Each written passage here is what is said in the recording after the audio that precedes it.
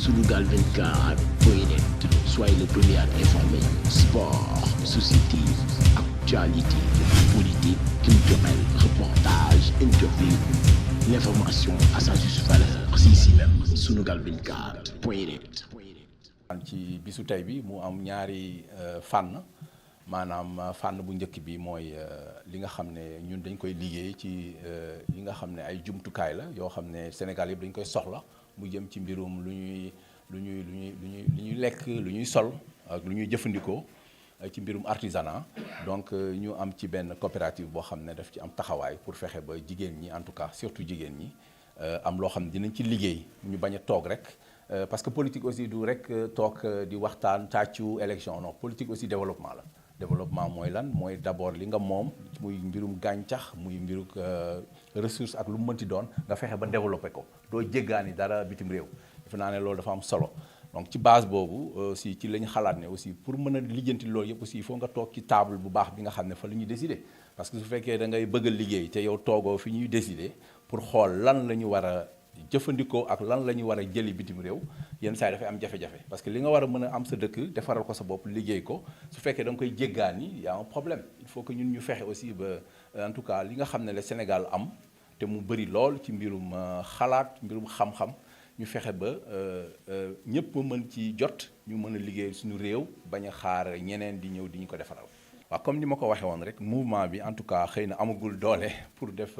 financer. Mais bon am nañu ay yaakaar ne dinañ am xëy na ci kanam ay partenaires te nit ñi bala nga leen a financer nañu toog déjà ba dëgër ba xam fan la ñu bëgg a dem parce que financement boo ko génnee te tegaguloo objectif yi nga soxla ak nag nit ñi aussi xarañte ñu fexe ba jàngal leen tam parce que liggéey aussi pour concurrencer ñi nga xam ne dañoo nekk bitim réew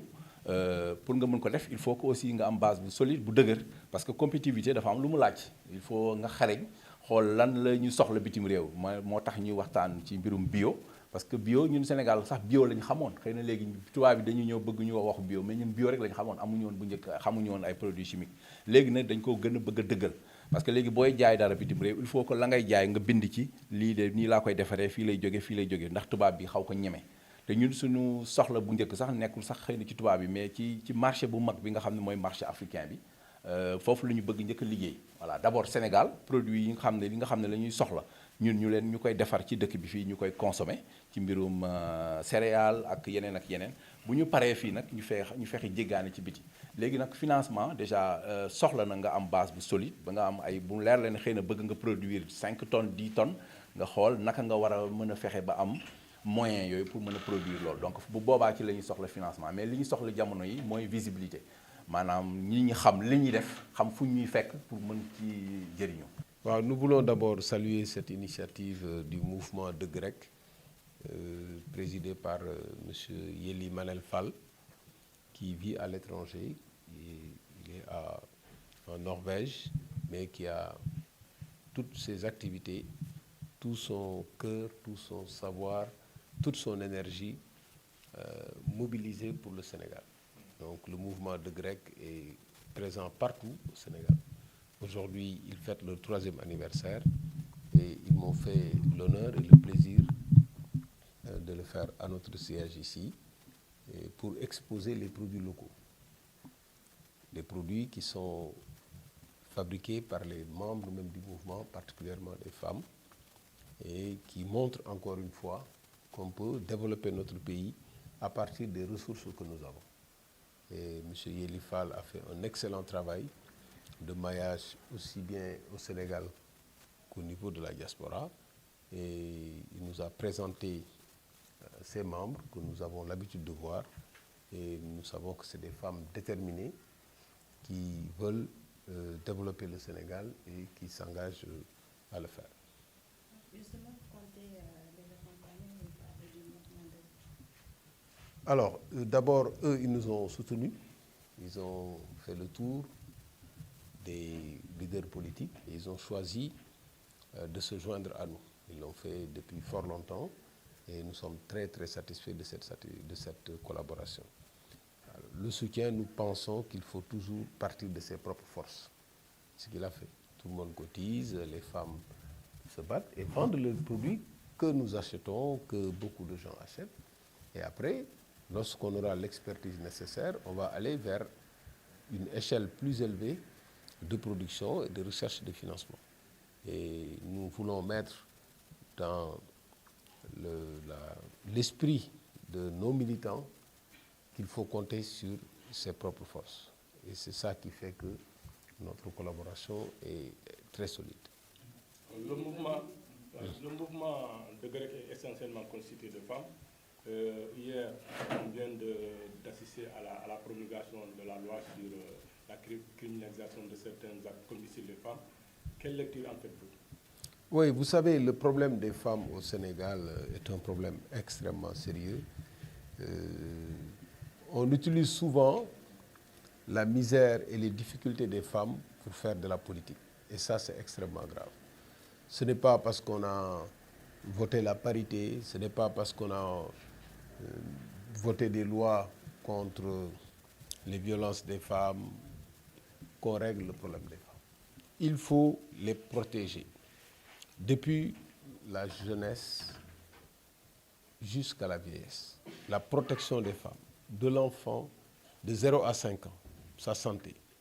La protection de la jeune fille sur la route de l'école. La scolarisation de la jeune fille.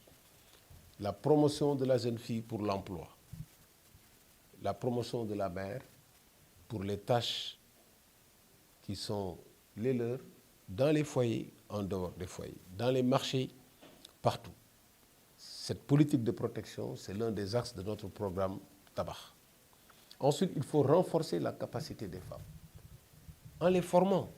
La formation est importante, la formation professionnelle, la formation. Aujourd'hui, les femmes du mouvement de Grec ont pu faire des produits parce que simplement, elles ont été bien formées. Ensuite, il faut les organiser dans les mutuelles, dans les associations de femmes, pour que cette force-là devienne un levier important pour le développement du pays. Et enfin, il faut les financer. Quelle est la part du budget de l'État qui est destinée aux femmes? Il faut leur donner une part destinée, une part qui leur permet d'avoir l'autonomie. Et c'est pour ça que notre lecture, tous les efforts qui sont faits pour protéger les femmes, nous les saluons, mais nous sommes contre la politisation du dossier des femmes pour montrer qu'on a fait quelque chose, alors que le résultat est là. Aujourd'hui, les femmes souffrent. Dans les villages, dans les villes, les femmes accouchent à bord de charrettes. Les femmes manquent d'eau. Les femmes manquent de vie saine, manquent d'électricité. Les femmes vivent des situations extrêmement difficiles dans les familles. Les femmes vivent des agressions sexuelles, des violences. C'est ça le vrai problème des femmes et il faut absolument avoir une politique sérieuse et non une politique d'utilisation politicienne de la situation des femmes. C'est pour ça que nous ne nous laissons pas embarquer dans des slogans sur les femmes. Nous voulons la réalité concrète. La réalité, c'est que nos femmes sont fatiguées. Il faut leur donner leur place et leur part dans la société.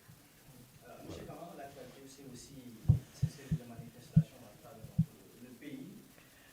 Ça semble plus que les partis classiques ont légué ce combat au mouvement citoyen. Au niveau de votre structure, on vous a pas trop entendu parler un peu de ce combat aujourd'hui que beaucoup de Sénégalais jugent légal, notamment une lutte contre la hausse du prix de l'électricité. Oui, je pense que si vous regardez bien, il ne s'agit pas de parler, il s'agit d'agir. Et nous agissons, nos militants sont entièrement dans ce combat. Nous sommes dans le cadre du Front de résistance nationale. Nous avons souscrit à ce combat, que nous avons soutenu, nous avons aidé à l'organiser et nous manifestons de façon légitime. Non seulement contre la hausse du prix de l'électricité, qui a des conséquences énormes en cascade sur tous les autres produits. C'est clair. Aujourd'hui, on nous avait promis le yokkute, le développement. Après les élections, on voit tout de suite une augmentation de tous les produits. Donc, nous nous battons pour que le pouvoir d'achat des Sénégalais puisse augmenter. Mais nous nous battons aussi pour les libertés. Comment pouvez-vous comprendre qu'on arrête un citoyen sénégalais parce qu'il a touché les grilles du palais? Il n'a tué personne. Donc aujourd'hui, on est en train d'assister à un recul des droits et libertés des citoyens. Et on ne peut pas bâtir un pays si on n'a pas un cadre politique stable qui garantisse l'intégrité des droits et libertés et l'intégrité électorale. Donc, nous sommes dans ce combat. L'idée qui consiste à dire que oui, ce combat est légué, ça c'est pour décourager les partis, les formations politiques et les militants politiques. Ça n'a rien à voir avec la réalité. La réalité est sur le terrain. Et si vous voyez sur le terrain tous les gens qui se mobilisent, c'est des militants des partis politiques, les militants des citoyens. Qu'ils soient membres de partis politiques ou non, ça n'est pas important. Ce n'est pas le fait d'être membre d'un parti politique qui est important. C'est le fait d'accepter de combattre pour des droits et libertés, pour défendre les populations. Et cette défense-là, ce n'est pas d'aller s'épancher dans les médias pour faire des déclarations, c'est d'être sur le terrain pour sensibiliser les gens comme nous sommes en train de le faire. yéen ñëpp di leen gërëm di bëgg lool ci sunu jataayu tey bi waa mouvement dëgg rek sëñ Yelli Fall jiite ko moom mu ngi nekk Oslo di yàgg yëngu ci lépp lu soxal Sénégal xam ko bu baax miin ko juddoo fii màggee fii yaraw fi mouvement mi aussi bare ay militants fépp ci monde bi ba pare ñu nekk ñoo xam ne dañu takku surtout jigéen ñi ñoom nag ñoo dajale di wane produit yi nga xam ne ñoom ñoo ko liggéey bu ñu ñëwee nag tànn ñu ñun dañuy kontaan tànn defee seen anniversaire fii comme nit ñu tànnee woon pour ànd ak ñun lëkkaloog ñun ci wàllu politique wax dëgg yàlla du ñu am lu ñu koy fayee lu dul di ko encourager di ko féliciter ci li nga xam ne di mu ngi koy def ñu ngi leen di fas yéene gunge waaw ñoo ko bokk xam nga ñun li ñuy liggéey rek mooy la main dans la main ku ne li nga am nga indi ñu dajale ko encouragé bu ñu demee ba ci kanam dinañu gis ne am na njëriñ ba pare ñu ut yeneen partenaire ut yeneen doole yoo xam ne dina tax ñu mun a xam ne pour defar suñu réew dañu war a sukkandiku ci suñu alalu réew produit yi ñuy jëlee fii moom mun nañ ci am lu ne mun nañ ci am lu ñu lekk mun nañ ci am lu ñu diwoo mun nañ ci am lu ñu togg mun nañ ñu éviter sax yenn produits yi nga xam ne dafay joxe yenn maladies kon nag ñëpp war nañu xam ne tey jii beneen dynamique moo am comme ni mu ko waxee politique du ñëw rek toog ne naa xaar élection nga dem uti ay nit politique aussi dafa ànd ak politique de développement ñi nga xam ne ñoo nekk ci militants yi di liggéey nga dimbale leen organiser leen comme ni ñu koy waxee suñu politique dafa wéeru ci aar jigéen ñi aar leen ci lépp ci ay violence ak lépp lu ñuy daj ci kër yi ak métit yi ñu mun ko dénoncer aar leen ba pare ñu jàngal leen ba nga xam ne dinañu xarañ mën a liggéey ba pare ñu organiser leen fépp foo xam ne fii war nañ fa nekk ñu won leen jox leen expérience utal leen ay experts ba pare utal leen ak ay financement loolu mooy sunu liggéey donc politique la boo xam ne bu bees la moom la ñuy wax ñun faire la politique autrement ñun ni ñuy defee politique gis nga ko dañuy accompagner nit ñi du ñu xaar rek ba élection jot xam nga élection amu fi commencé nañu liggéey bi nii lañ koy continuer defee ba nga xam ne bu ëllëgee bu ñu joxee réew mi dina fekk ñun ñu wane exemple ne mun nañu defar loo xam ne lii dafa jag waaye ku mënul defar dara mënoo defar dara lu jag mosoo defar dara lu jag di wax a wax rek ba ñu jox la réew résultat bi gis ngeen ko ay yokk rek lañ fi nekkee ak ay slogan tey bu ñu nee lii suba ñu wax la léegi dégg naa beneen bi moo xew ñu ngi koy waxee ci anglais clean xaw ma la cleaning day léegi bàyyi nañu fast track léegi bàyyi ñu ngi cleaning day boo ëllëgee ñu indi beneen bi déggoon naa accélérer la cadence après ñu ne la partie avant le patrie ñu ne rupture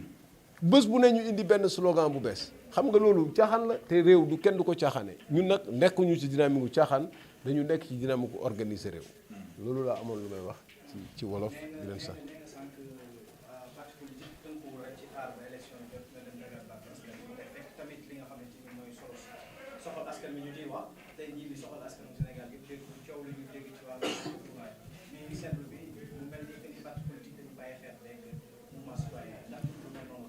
non loolu dafa amul xam nga loolu ñi koy wax mooy waa pouvoir bi xam nga yàgg naa ko wax élection 2000 waa pouvoir bi dañu doon wax ne opposition amul Sénégal te pourtant opposition moo jël réew 2012 dañu doon wax opposition amul Sénégal opposition moo jël réew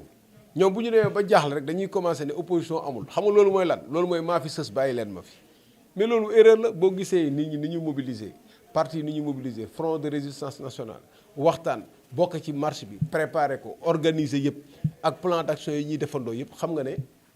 bu fekkee nag loolu moo dalal seen xel nañu continuer dalal seen xel rek di wax ne opposition bi existé wul wala opposition bi dafa bàyyi xeex bi kenn nan ngay bàyyi xeex bi yow yaa ngi yore say nit di leen sensibiliser bés bu nekk di leen wax ñu jël seen position accepté nekk opposition faraluñu pouvoir bi nga ne da nga bàyyi xaaral ba élection ñëw bu ñu demee ba obligé ñoom seen bopp di jalgati ay élection pour toogaat fi xam nga ne xam nañu doole opposition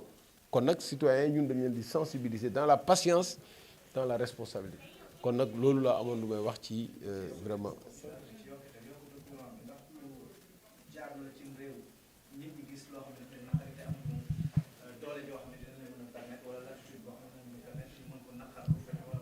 xam nga yokkatu bi li ci gën a métti mooy kokkali bi boo ñëwee ci ay nit ne leen courant bi réglé naa ko am naa courant bu doy ba maa ngi jaay bitim réew dem ba wàññi courant bi wax dëgg yàlla war nga xalaat leneen lu dul yokk ko donc ça veut dire que li nga doon wax amul kokkali biñ ci boole moo gën a métti lépp mais Sénégal bu ñu waxantee dëgg dañu war a xam ne maîtriser guñu énergie bi maîtriser énergie mooy mu yomb yemb yombul yembul bés boo xamee ni Sénégal am na énergie bu koy permettre mu alimenter usines yi ba ñu transformer produits yi ñu am bu boobaa dinañ wax maîtriser nañ énergie dañu sori résultat boobu yoon bi jëm ci résultat boobu sax amaguñ ko kon nag liggéey bi ñu war a def pour énergie ñu am ko bu baax am puissance am kattan bu ñuy permettre ñu dugal ko ci usines yi ñu mun a liggéey ba xale yi am liggéey chômage bi dëñ yoon boobu sax jëluñu ko kon dem bay yokk li nga xam ne kas néew moom la nit ñi war a dundee nga ñëw di ko fayee courant déjà nit ñi sonn nañu ci fay njàng léegi ñëpp a ngi fay njàng sonn nañu ci faju sonn nañu ci daw jël dépense nga ñëw yokk ci électricité luyaas bi moom taxul may wax kon fan la ñu jëm lii rythme bii bu commencé fii ak 5 ans est-ce que ñun duñu alku ñun ñëpp dama leen di laaj yéen journalistes yi xam nga comme yéen dax laajaate fii laaj baa nga noonu est-ce que duñu alku bu ñu continuer ci rythme bi. sa gis-gis ci loi bi ci métital yi ñuy teg ci jigéen ñi. waaw xam nga yooyu loi yi yooyu yëpp ci tuufkaane yi la bokk waaw xam nga tuufkaan yi xam nga bu ñu la tuufee kaan yi doo gis dañuy jékki-jékki rek dem dóor la ba nga sonn ñu génne benn loi ne la ñun ñoo yore jékki-jékki ñu ne la parité jékki-jékki ñu ne jigéen dañ leen war a aar nga jël politique bu wóor aar jël xaalis bi war jox leen ko ñu aar nga jàngal leen former leen organiser leen ñu nekk ci mutuelle yi nga financer leen ba pare protéger leen ci kër yi bu ñuy wasin ñu bañ a wasin ci ay saret bu ñu waree faju ñu faju xale yi bañ a dee entre 0 et 5 ans loolu mooy liggéey jigéen ñi ñu bañ leen a agressé